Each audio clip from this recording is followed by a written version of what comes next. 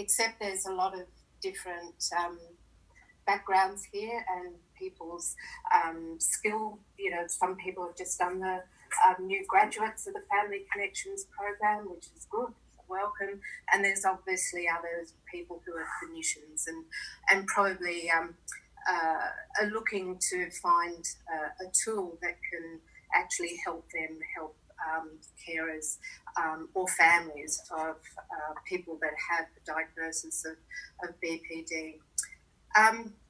Personally, I find the term carer, I don't think it really described who I was. I was just a mum, and I was a mum who had a daughter that was really suffering emotionally. Excuse me, I'm not getting emotional myself, frog in my throat. And I really was struggling how to help her, and she couldn't tell me what she needed or what she wanted, and that's as part of the disorder. And I didn't want to be her therapist. I wasn't a skilled therapist, but what I learned was that I actually had to learn some therapy skills, and that would help me to understand her experiences better, and so that I could provide more support for her.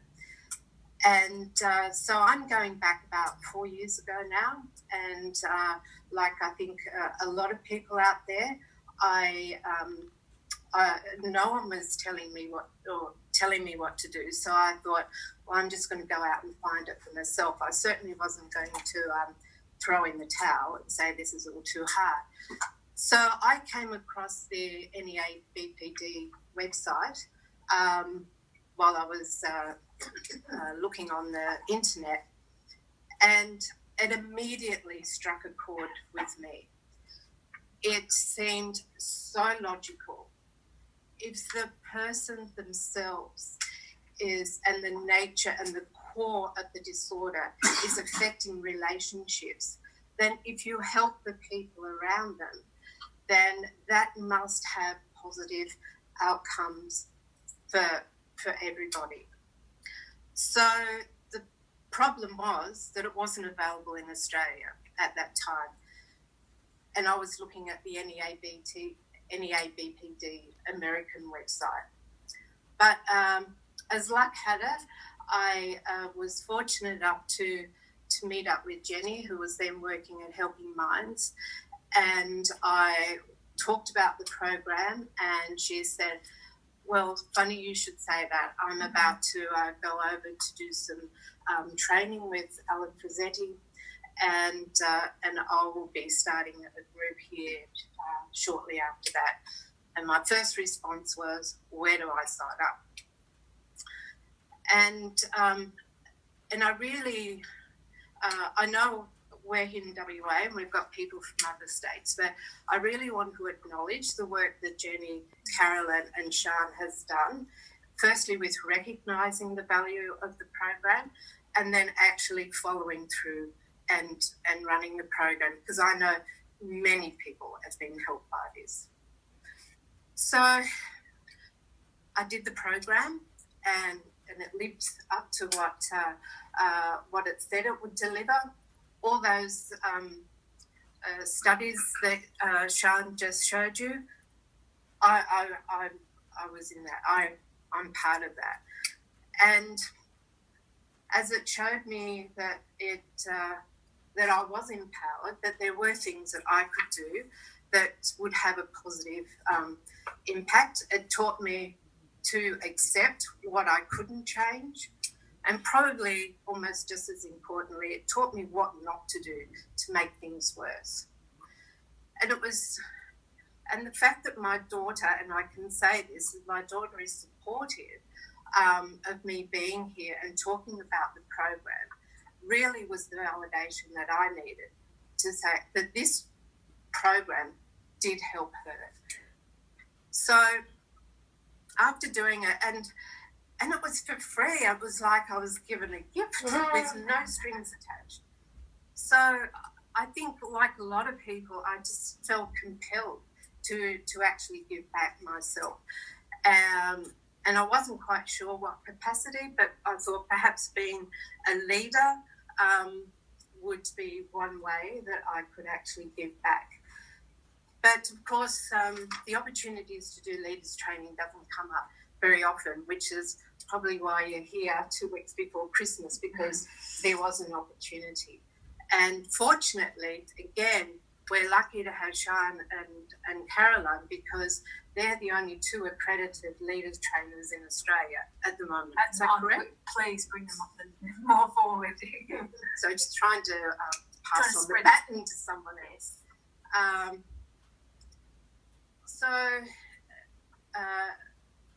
So yeah, it was going to be some time before I could actually do the training. And so what I thought would be useful was to actually do the program again. It probably sounds a little bit indulgent, but it did actually have some benefits. It was probably around about 12 months later that I retook the program. And again, it really highlighted the fact, like what they show in the studies, that these benefits continue on. So it allowed me to sort of check in as to where I was. I'm going to really try that. To check in where I was, and it really showed how far that we'd come. Oh, my mouth is so dry. I used a little bit of a spray thing. Yeah. Thank you. That's better. Yeah, so it's useful to do it again for a few different reasons. As I said, really let me check in as to where we were, and it really highlighted how far I'd come, and I'd say, both of us had come.